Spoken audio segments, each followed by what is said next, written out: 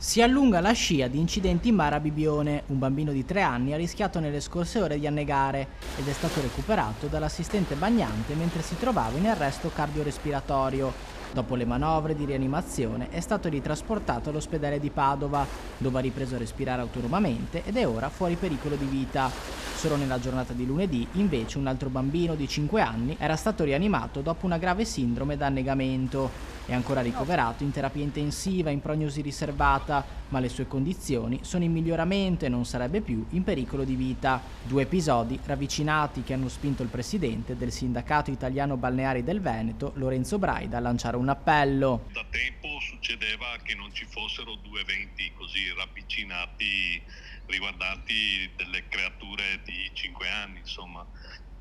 Questo ci fa pensare che l'approccio del nuovo turismo, diciamo, che si sta affacciando sulla costa adriatica sia diverso rispetto allo scorso anno. I mercati di provenienza fanno riferimento al mercato tedesco, ma le famiglie di fatto, pur arrivando dalla Germania, hanno origini diverse.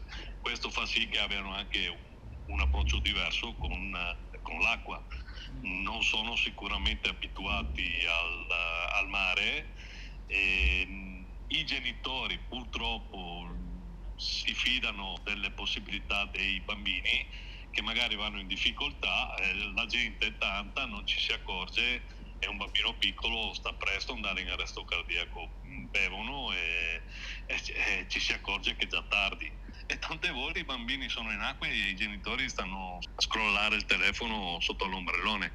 Quindi siamo molto, molto attivi, molto attenti, ma anche molto preoccupati. Sul doppio salvataggio è intervenuto anche il presidente della Regione Veneto, Alberto Stefani, che ha elogiato la professionalità e la prontezza dell'assistente bagnante, sottolineando il ruolo decisivo delle prime manovre di rianimazione. Un ringraziamento anche alla macchina dei soccorsi, dal SUEM 118 all'ospedale di Padova, definita dal governatore una catena salvavita capace di fare la differenza.